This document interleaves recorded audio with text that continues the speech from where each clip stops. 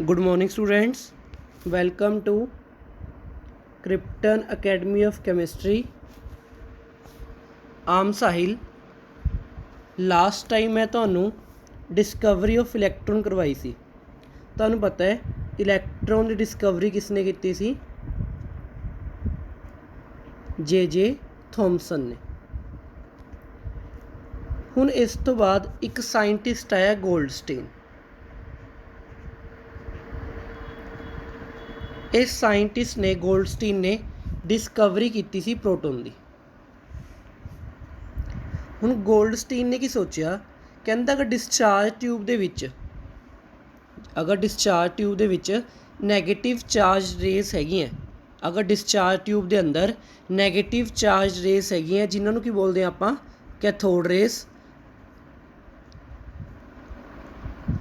ਤਾਂ ਇਹ ਵੀ ਤਾਂ ਪੋਸੀਬਿਲਿਟੀ ਹੈ ਕਿ ਉਸ ਦੇ ਅੰਦਰ ਨੈਗੇਟਿਵ ਚਾਰਜ, ਅਗਰ ਨੈਗੇਟਿਵ ਚਾਰਜ ਰੇਜ਼ ਨੇ ਤਾਂ ਇਹ ਵੀ ਤਾਂ ਪੋਸੀਬਿਲਿਟੀ ਹੈ ਕਿ ਉਸ ਦੇ ਵਿੱਚ ਪੋਜ਼ੀਟਿਵ ਚਾਰਜ ਰੇਜ਼ ਵੀ ਹੋਣਗੀਆਂ, ਕਿਉਂਕਿ ਗੋਲਡਸਟੀਨ ਨੂੰ ਪਤਾ ਸੀਗਾ ਕਿ ਜੋ ਐਟਮ ਹੁੰਦਾ ਉਹ ਇਲੈਕਟ੍ਰੀਕਲੀ ਨਿਊਟਰਲ ਹੈ।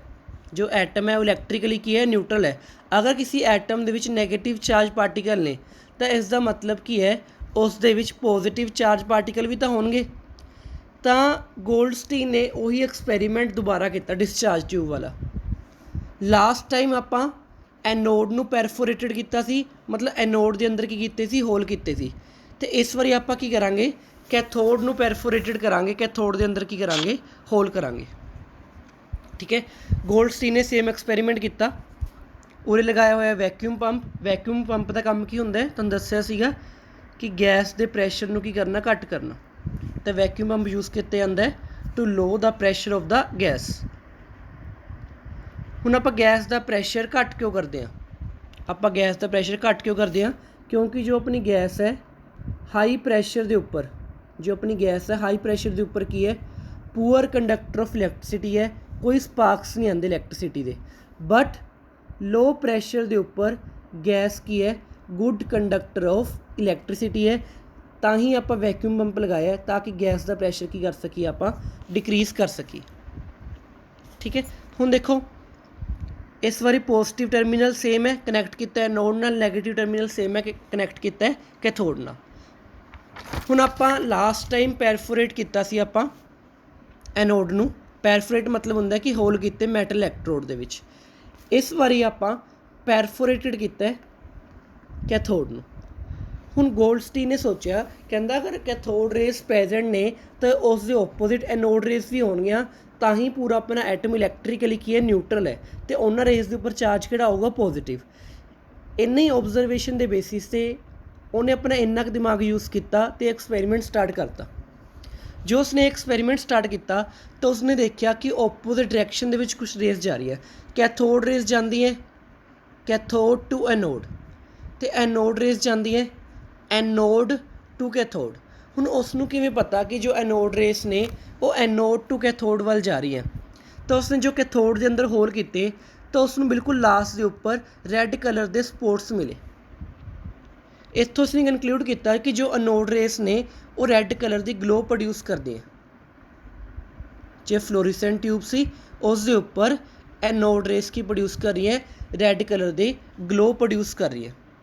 ਅਗਰ ਰੈੱਡ ਕਲਰ ਦੀ ਗਲੋ ਆਈ ਤਾਂ ਉਸਨੇ ਉਹ ਕਨਕਲੂਡ ਕਰਤਾ ਕਿ ਕੁਛ ਨਾ ਕੁਛ ਰੇਸ ਨੇ ਜੋ ਐਨੋਡ ਤੋਂ ਕੈਥੋਡ ਵੱਲ ਜਾ ਰਹੀ ਹੈ। ਠੀਕ ਹੈ। ਉਹਨਾਂ ਰੇਸ ਨੂੰ ਉਸਨੇ ਨਾਮ ਕੀ ਦਿੱਤਾ, ਐਨੋਡ ਰੇਸ। ਠੀਕ ਹੈ। ਅਤੇ ਉਸਨੇ ਇਹ ਵੀ ਓਬਜ਼ਰਵ ਕੀਤਾ ਕਿ ਜੋ ਕੈਥੋਡ ਰੇਸ ਸੀਗੀਆਂ ਉਹ ਕੈਥੋਡ ਤੋਂ ਐਨੋਡ ਜਾ ਰਹੀਆਂ ਸੀ, ਅਤੇ ਐਨੋਡ ਰੇਸ ਸੀਗੀਆਂ ਉਹ ਐਨੋਡ ਟੂ ਕੈਥੋਡ ਜਾ ਰਹੀਆਂ ਸੀ। ਉਹ ਕੀ ਜਾ ਰਹੀ, ਐਨੋਡ ਟੂ ਕੈਥੋਡ। ਹੁਣ ਇਹਨਾਂ ਦੋਨਾਂ ਰੇਸ ਦੀ ਪ੍ਰੋਪਰਟੀ ਡਿਫਰੈਂਟ ਸੀ।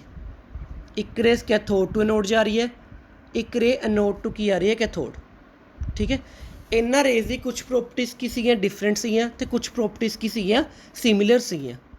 ਤਾਂ ਉਸ ਤੋਂ ਬਾਅਦ ਉਸਨੇ ਗੋਲਡਸਟੀਨ ਨੇ ਇਹਨਾਂ ਪ੍ਰੋਪਰਟੀਜ਼ ਨੂੰ ਓਬਜ਼ਰਵ ਕਰਨਾ ਸਟਾਰਟ ਕੀਤਾ। ਜੋ ਪ੍ਰੋਪਰਟੀ ਥੋਮਸਨ ਨੇ ਓਬਜ਼ਰਵ ਕੀਤੀਆਂ ਸੀ ਇਹ ਸੇਮ ਪ੍ਰੋਪਰਟੀਜ਼ ਗੋਲਡਸਟੀਨ ਨੇ ਕੁਛ ਨਹੀਂ ਕੀਤਾ, ਸਿੰਪਲੀ ਥੋਮਸਨ ਦੇ ਐਕਸਪੈਰੀਮੈਂਟ ਰਿਪੀਟ ਕਰਤਾ, ਬਟ ਡਾਇਰੈਕਸ਼ਨ ਪੁੱਠੀ ਕਰਤੀ ਉਹਨੇ। ਥੋਮਸਨ ਨੇ ਕੀਤਾ ਕੈਥੋਡ ਟੂ ਐਨੋਡ, ਬਟ ਗੋਲਡਸਟੀਨ ਨੇ ਕੀ ਕਰਤਾ, ਐਨੋਡ ਟੂ ਕੈਥੋਡ ਕਰਤਾ ਐਕਸਪੈਰੀਮੈਂਟ।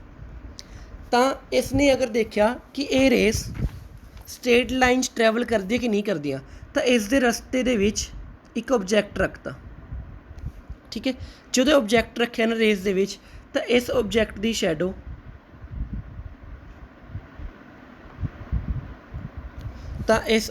ਸ਼ੈਡੋ ਪ੍ਰੋਡਿਊਸ ਹੋਈ ਇਨ ਦ ਓਪੋजिट ਡਾਇਰੈਕਸ਼ਨ। ਓਬਜੈਕਟ ਜਿੱਥੇ ਓਬਜੈਕਟ ਰੱਖਿਆ ਉਸ ਦੀ ਓਪੋजिट ਡਾਇਰੈਕਸ਼ਨ ਦੇ ਵਿੱਚ ਕੀ ਪ੍ਰੋਡਿਊਸ ਹੋਈ, ਸ਼ੈਡੋ। ਇੱਥੋਂ ਕਨਕਲੂਡ ਕੀਤਾ ਕਿ ਜਿਹੜੀ ਇਹ ਰੇਸ ਨੇ ਇਹ ਟਰੈਵਲ ਕਰਦੀ ਹੈ ਸਟ੍ਰੇਟ ਲਾਈਨ ਦੇ ਵਿੱਚ। ਠੀਕ ਹੈ, ਇੱਥੋਂ ਇਸਨੇ ਕਨਕਲੂਡ ਕੀਤਾ ਜੋ ਰੇਸ ਨੇ ਇਹ ਐਨੋਡ ਟੂ ਕੈਥੋਡ ਸਟ੍ਰੇਟ ਲਾਈਨ ਦੇ ਵਿੱਚ ਕੀ ਕਰ ਰਹੀ ਹੈ, ਟਰੈਵਲ ਕਰ ਰਹੀ ਹੈ। ਦੂਸਰੀ ਪ੍ਰੋਪਰਟੀ, ਇਸਨੇ ਕੀ ਕੀਤਾ, ਇਸ ਦੇ ਰਸਤੇ ਦੇ ਵਿੱਚ ਇੱਕ ਵੀਲ ਰੱਖਤਾ। ਵੀਲ। ਜਦੋਂ ਆਪਾਂ ਵੀਲ ਰੱਖਿਆ ਸੀ ਕੈਥੋਡ ਰੇਸ ਦੇ ਰਸਤੇ ਦੇ ਵਿੱਚ, ਤਾਂ ਵੀਲ ਕਲੋਕਵਾਈਜ਼ ਰੋਟੇਟ ਕੀਤਾ ਸੀ। ਬਟ ਜਦੋਂ ਐਨੋਡ ਰੇਸ ਦੇ ਰਸਤੇ ਦੇ ਵਿੱਚ ਰੱਖਿਆ ਵੀਲ, ਤਾਂ ਆਪਣਾ ਵੀਲ ਕਿਵੇਂ ਰੋਟੇਟ ਕਰ ਰਿਹਾ ਸੀ, ਐਨੋਡ ਟੂ ਕੈਥੋਡ।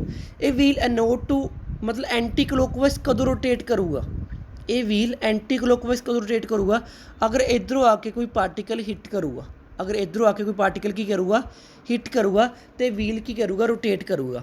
ਤਾਂ ਇੱਥੋਂ ਇਸਨੇ ਕਨਕਲੂਡ ਕੀਤਾ ਕਿ ਜੋ ਪਾਰਟੀਕਲਸ ਨਿਕਲ ਰਹੇ ਹੈ ਐਨੋਡ ਟੂ ਕੈਥੋਡ ਵੱਲ ਜਾ ਰਹੇ ਹੈ, ਇਹਨਾਂ ਦੇ ਮਕੈਨੀਕਲ ਪ੍ਰੋਪਰਟੀ ਹੈ, ਮਤਲਬ ਇਹਨਾਂ ਦਾ ਕੀ ਹੈ, ਇੱਕ ਪਾਰਟੀਕੂਲਰ ਨੇਚਰ ਹੈ। ठीक है, फिर इसने सेम ऑब्जर्वेशन देखी in the presence of electric field और in the presence of electric field and magnetic field. Electric field ते मैगनैटिक फील्ड दे विच इसने इन्हां रेस नूं रख के देखिया, तो इसने देखिया जो ए वाली रेस सीगियां जो एनोड टू कैथोड वाल जा रही सी,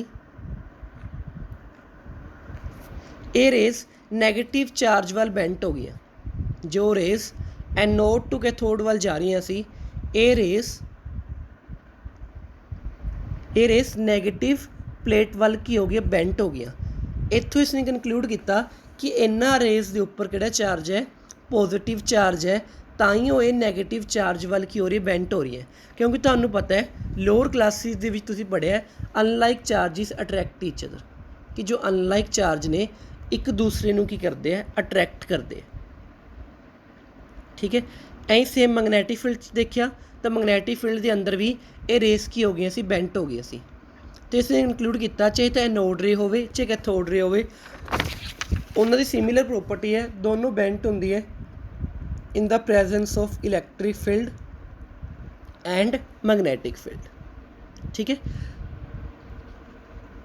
जो कैथोड रेस ने वो पॉजिटिव चार्ज वाल बेंट होंदी है, एनोड रेस अपनिया नैगेटिव चार्ज वाल की होंदी है, बेंट होंदी है। इन्ना क ध्यान रखना।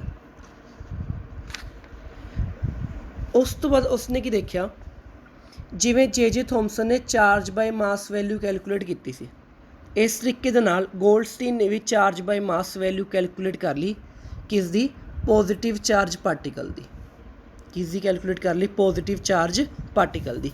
ते उस पॉजिटिव चार्ज पार्टिकल नूं जे थॉमसन ने की नाम दिता, प्रोटोन।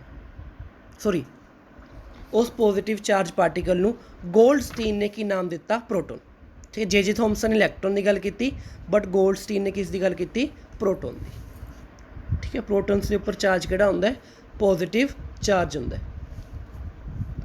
ठीक है, वही चीज़ पढ़े आपां कि स्ट्रेट लाइन दे विच की करदी है, ट्रैवल करदी है, बट डायरैक्शन की ओपोजिट है as compare to cathode race.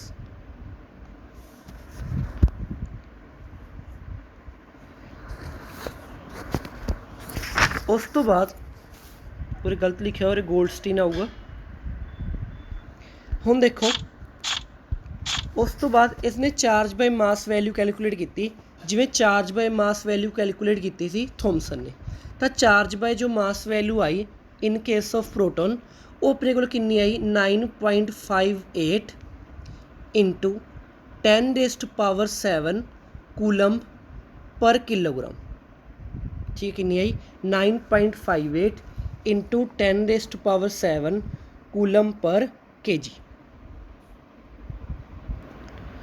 हुण जो रेस सीगियां एनोड रेस, इन्हां दी प्रॉपर्टी ते इन्हां दा चार्ज कुछ डिफरेंट सी as compare to cathode rays, but ये देखा गया कि इन्हां दा मैगनीट्यूड ऑफ चार्ज सेम सी।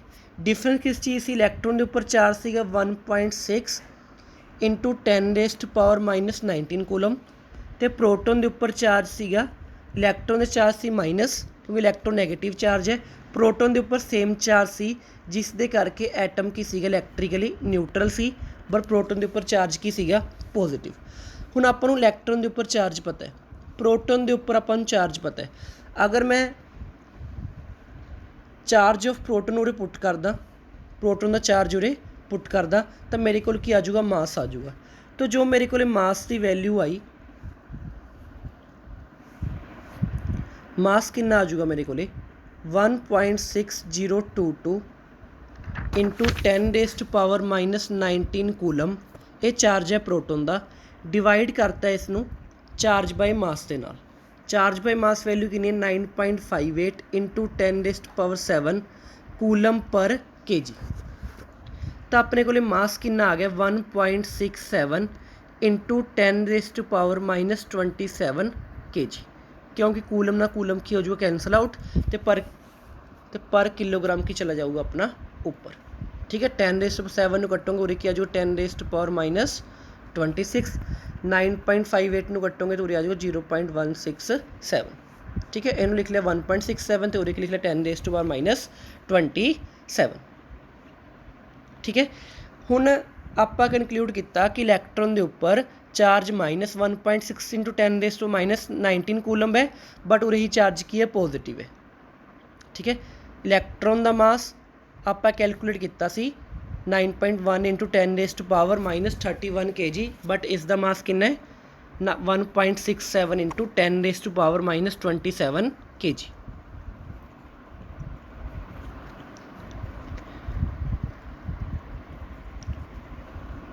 हुण देखो, ये देखा गया कि जो प्रोटोन का मास है, ये देखा गया कि एक्चुअल वैल्यू जो प्रोटोन का मास है वो 1/1837 टाइम, जो प्रोटोन का मास है 1/1837 टाइम इक्वल है मास ऑफ इलैक्ट्रॉन की। कि अगर मास ऑफ इलैक्ट्रॉन नूं आपां, सॉरी थोड़ी गलती होगी, अगर मास ऑफ इलैक्ट्रॉन नूं आपां 1837 दे नाल की कर दी मल्टीप्लाई कर दी, जो मास ऑफ प्रोटोन है अपने को कितना है 1837 time of mass of electron, तो मास ऑफ इलैक्ट्रॉन कितना है 1/1837 ऑफ मास ऑफ प्रोटोन। ये अपने को मास आ गया इलैक्ट्रॉन का, तो इस तरीके अपने को मास आ जाऊगा प्रोटोन का। एक चीज़ आप होर कंक्लूड की, जो आप प्रोटोन डिस्कवर किया है इसके उपर चार्ज कितना है प्लस 1.602 इंटू 10⁻⁻19 कूलम, तो इसका मास कितना है 1.67 अप्रोक्सीमेटली 10⁻⁻27 के जी। जेड़ा इसका मास है मतलब प्रोटोन इज ए सब अटोमिक पार्टिकल, जो प्रोटोन है एक सब अटोमिक पार्टिकल है। सब अटोमिक पार्टिकल का मतलब की है जो एटम के अंदर है। ठीक है, प्रोटोन इज सब अटोमिक पार्टिकल लाइक इलैक्ट्रॉन, तो proton carries 1 unit positive charge. कितना चार्ज कैरी करता है 1 यूनिट पॉजिटिव चार्ज कैरी करता है, तो इसका मास कितना है 1.67 into 10⁻⁻27 K G, which is equal to, तो वो चार्ज इक्वल है which is equal to 1 atom of hydrogen, which is equal to 1 atom of hydrogen. Hydrogen atom का मास भी इन्ना होंदा है। ठीक है, तो हाइड्रोजन एटम के उपर चार्ज भी इन्ना होंदा अप्रोक्सीमेटली। ठीक है, तो एक तरह कह सकते हैं प्रोटोन तो हाइड्रोजन अप्रोक्सीमेटली मास ते चार्ज की है सिमिलर है। इलैक्ट्रॉन का मास बहुत घट होंदा है, इलैक्ट्रॉन का मास की होंदा है बहुत ज़्यादा घट होंदा हैगा, इस करके इलैक्ट्रॉन के मास नूं की करते हैं आप निगलैक्ट करके चलते हैं, क्योंकि इलैक्ट्रॉन का मास घट है। तो हाइड्रोजन का मास अप्रोक्सीमेटली इक्वल होंदा है जिन्ना मास किसका होंदा है प्रोटोन का। ताइयों आप H पॉजिटिव आइनस नूं अगर हाइड्रोजन के विच एक इलैक्ट्रॉन कढ़ दईए, क्योंकि हाइड्रोजन के विच की होंदा है एक प्रोटोन तो एक इलैक्ट्रॉन, अगर हाइड्रोजन के विच एक इलैक्ट्रॉन कढ़ दईए तो अपने कोल की बचूगा एक प्रोटोन, तो अपने कोल की बचूगा एक प्रोटोन। ਤਾਂ H ਪੋਜ਼ਿਟਿਵ ਆਇਨ ਨੂੰ ਆਪਾਂ ਪ੍ਰੋਟੋਨ ਵੀ ਬੋਲਦੇ ਹਾਂ। ਤਾਂ H ਪੋਜ਼ਿਟਿਵ ਆਇਨ ਹੈ, ਉਸ ਨੂੰ ਆਪਾਂ ਕੀ ਬੋਲਦੇ ਹਾਂ? ਪ੍ਰੋਟੋਨ। ਇਹ ਅੱਜ ਆਪਾਂ ਗੱਲ ਕੀਤੀ ਡਿਸਕਵਰੀ ਆਫ ਪ੍ਰੋਟੋਨ ਵਾਲੀ। ਇਲੈਕਟ੍ਰੋਨ ਡਿਸਕਵਰੀ ਕੀਤੀ ਜੇ ਥੋਮਸਨ ਨੇ, ਪ੍ਰੋਟੋਨ ਦੀ ਡਿਸਕਵਰੀ ਕੀਤੀ ਗੋਲਡਸਟੀਨ ਨੇ। ਨੈਕਸਟ ਲੈਕਚਰ ਦੇ ਵਿੱਚ ਆਪਾਂ ਪੜ੍ਹਾਂਗੇ radioactivity and discovery of neutron. ਠੀਕ ਹੈ, ਥੈਂਕ ਯੂ। ਅਗਰ ਤੁਹਾਨੂੰ ਵੀਡੀਓ ਪਸੰਦ ਆਈ ਤਾਂ ਵੀਡੀਓ ਨੂੰ ਜ਼ਰੂਰ ਲਾਈਕ ਕਰੋ ਅਤੇ ਚੈਨਲ ਨੂੰ ਜ਼ਰੂਰ ਸਬਸਕ੍ਰਾਈਬ ਕਰੋ।